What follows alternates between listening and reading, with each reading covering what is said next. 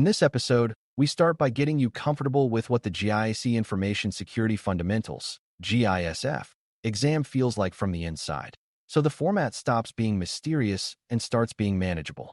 A lot of new learners study hard but still feel anxious because they do not know how the questions will be presented or how time pressure shows up. That uncertainty can make even simple topics feel harder than they really are. The goal here is to replace that uncertainty with a clear picture of the exam experience, including how the test is organized, how scoring works at a high level, how to think about timing, and what the questions usually demand from you. When you know what kind of thinking the exam rewards, you can practice in a way that matches the task instead of just collecting facts. Before we continue, a quick note. This audio course is a companion to our course companion books. The first book is about the exam and provides detailed information on how to pass it best.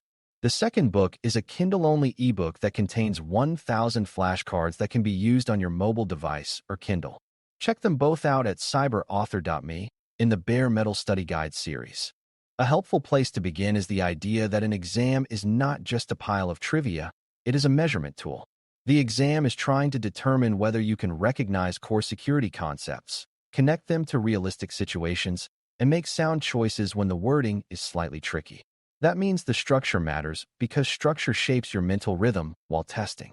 If you expect short factual recall but the exam leans toward interpretation, you might feel like the questions are unfair when really they are just different from what you rehearsed. Many certification exams use multiple choice because it is efficient, but within multiple choice there are very different styles, like definition matching, scenario interpretation, and choosing the best action among several possible actions. Your job as a beginner is to learn how to spot the style quickly, because the style tells you what the question is actually asking your brain to do. When people say exam structure, they often mean a few practical things: how many questions you will see, what kind of interface you will use, and what the overall flow feels like from start to finish. You should picture a single sitting where you move through a set of questions one at a time, making selections and managing a clock. The important part is not memorizing the exact number of items, because that can change, but understanding that the test is designed to be completed in a fixed time window that is long enough for prepared learners and stressful for unprepared ones. The interface typically lets you move forward and, in many cases, return to earlier questions, which creates a strategy decision about when to pause and when to commit.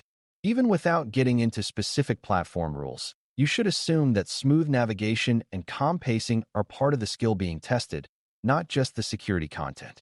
Scoring is another area where confusion creates unnecessary stress, so let's make it simple and practical. You do not need a mathematician's view of scoring to perform well, but you do need a healthy mental model. Think of each question as an opportunity to demonstrate competence, and think of your final result as a threshold you must clear rather than perfection you must achieve. Most learners waste energy wondering exactly how each item is weighted, when their time is better spent learning how to reliably eliminate wrong answers and choose the strongest remaining option. If the exam uses a scaled score, that usually means the raw number of correct answers is converted into a score that is consistent across versions, and that is meant to keep the passing standard fair. The takeaway is that your goal is consistent correct reasoning, not guessing how the scoring engine thinks. Now let's talk about what timing really means, because time pressure is more about decision-making than speed reading. You are given a fixed time window, and your job is to spend that time where it earns the most points. Some questions will be quick because they are direct concept checks, and some will be slower because they describe a situation and ask you to interpret risk, control choice, or security impact. If you let a single difficult question steal a large chunk of time, you may hurt yourself twice, first by not answering other questions, and second by increasing stress. A better mindset is to treat time like a budget you manage across the whole exam. You want a steady pace with small pockets of extra time that you can spend on the few questions that truly deserve deeper thought. A simple pacing trick is to plan for 2 passes through the exam experience, even if you never literally do 2 full passes. In the first pass mindset, you aim to answer the questions you can solve confidently and mark the ones that require deeper analysis. That preserves your momentum and prevents you from getting stuck early. In the second pass mindset, you return to the marked items with the comfort of knowing that the easy points are already collected. This approach also reduces panic because you are not watching the clock while feeling like you have nothing to show for your time. The key is to be honest about what you know and what you do not know, because the second pass only helps if you have protected enough time to use it. Even beginners can apply this strategy, because it is about behavior, not advanced technical skill. Question style is where many learners either gain confidence or lose it, so we will spend real attention there. A multiple choice question can be straightforward, like asking for the best definition of a concept, but it can also be subtle, like describing a situation and asking what control would reduce risk most effectively. The exam often tests whether you can distinguish similar ideas, like confidentiality versus integrity, or policy versus procedure, or vulnerability versus threat. Another common style is choosing the best answer when more than one answer seems plausible, which is not the same as choosing any correct answer. In those questions, the wording often includes signals like best, most likely, first, or primary, and those words are telling you to rank answers rather than just spot one that is true. When you learn to treat those signals as instructions, the question becomes clearer. A powerful skill for multiple choice exams is elimination, and it is especially important for beginners because it gives you a method even when you feel uncertain. Elimination means you actively look for reasons an option cannot be right, instead of hoping you recognize the right one instantly. Often you can remove one or two choices quickly because they contain extreme language, contradict a basic principle, or describe a control that does not match the stated goal. After elimination, you compare the remaining options against what the question actually asked, not what you wish it asked. This keeps you from falling for answers that are true statements, but not answers to the prompt. Over time, elimination turns a four-choice question into a two-choice decision, and that alone can dramatically raise your score. Another common challenge is the difference between knowing a term and applying it. For example, you might know that risk involves likelihood and impact, but a question may present a situation and ask which factor is most influenced by a particular control.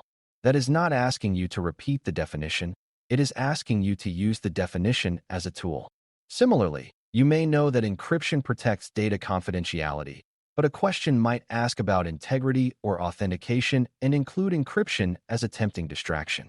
These are not trick questions in the unfair sense. They are questions designed to see if you can choose the concept that truly fits the requirement. Your practice should therefore include converting facts into small decisions, like if the goal is integrity, then hashing and digital signatures are relevant, while encryption alone is not enough. That decision-focused practice matches the exam's question style much better than memorization alone. You should also expect that some questions will be scenario-based, but scenario-based does not mean you need years of job experience. A scenario question is just a short story that gives context, like a company handling customer data, a user clicking a suspicious link, or a system needing access control. The exam uses scenarios to see whether you can connect concepts to outcomes, like what could go wrong, what a control prevents, or what a safe next step would be. As a beginner, you can handle these questions by translating the story into a few facts. What asset is at risk? What threat is present? What weakness is being exploited? And what control would reduce the risk? When you do that translation, the scenario stops feeling like a big real-world mystery and starts feeling like a structured puzzle. The better you get at that translation, the more confident you become. Wording matters a lot, and that is not because the exam wants to confuse you, but because security work in real life depends on precise meaning. Small words like not, except, and least can completely change what an item is asking. One of the most common beginner mistakes is to read quickly, assume you know what is being asked, and then answer the question you imagined instead of the one on the screen. A reliable habit is to slow down just enough to identify the command of the question, meaning the exact action it wants from you, like identify, choose, select, determine, or explain. Then you look for qualifiers, like most appropriate, first step, or best mitigation, because those qualifiers set the scoring target. This habit adds only a few seconds per question, but it can save you from errors that feel painful afterward because you did know the material. Let's build a mental checklist for what the exam is rewarding, without turning it into a literal list you have to memorize. The exam rewards clear concept boundaries, meaning you can separate similar ideas and pick the one that fits. It rewards understanding cause and effect, meaning you can see how a weakness leads to a risk and how a control changes the outcome. It rewards practical prioritization, meaning you can choose the better option when several options might help. It also rewards calm reading and disciplined time management, because those skills prevent avoidable mistakes. None of that requires advanced tools or years on a security team, but it does require that you practice the right kind of thinking. When you align your study to those rewards, the exam becomes more predictable and less intimidating. One more thing that helps is understanding what a wrong answer often looks like. Wrong answers are frequently too broad, too narrow, or aimed at a different goal than the question. For instance, an option might describe a strong control, but it may not be the first control you would apply given the situation, because it is expensive, slow, or addresses a later phase of response. Another wrong answer pattern is mixing up administrative, technical, and physical controls, especially when the question is clearly about one category.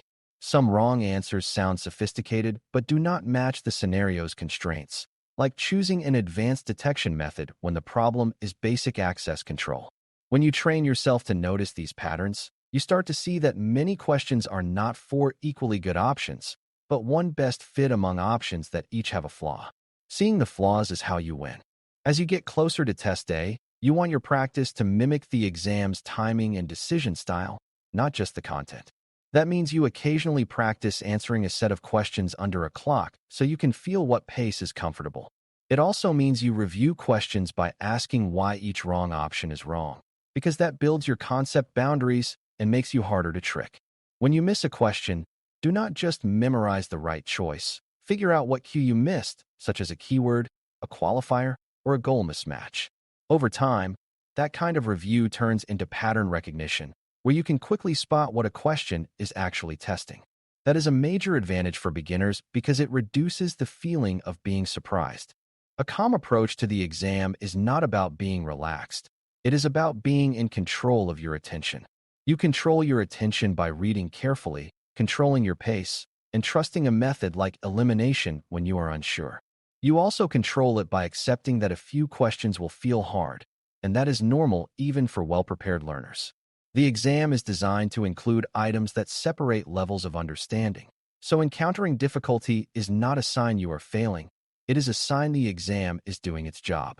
Your job is to keep working the process anyway, because steady decision-making tends to beat emotional reactions. When you stay methodical, you give yourself the best chance to turn partial knowledge into points, and you avoid the spiral where stress causes mistakes that have nothing to do with security knowledge. To close, you should leave with a clear picture of what success looks like. You are not trying to be flawless, you are trying to be consistent. The exam experience is a timed set of multiple choice decisions where careful reading, elimination, and concept application matter as much as memorization. Scoring is a pass threshold that you reach by collecting reliable points, not by guessing how the scoring formula works. Timing is a budget that you protect by moving forward, marking tough items, and returning with intention instead of getting stuck early. Question style often includes best answer choices and scenario interpretation, which you can handle by translating each situation into assets, threats, weaknesses, and controls. If you remember one decision rule, make it this: when a question feels confusing, slow down, identify exactly what it is asking, eliminate options that do not match that goal, and then choose the remaining answer that best fits the prompt and constraints. Thanks for listening. For more audio courses, daily newsletters, and more, please visit BareMetalCyber.com.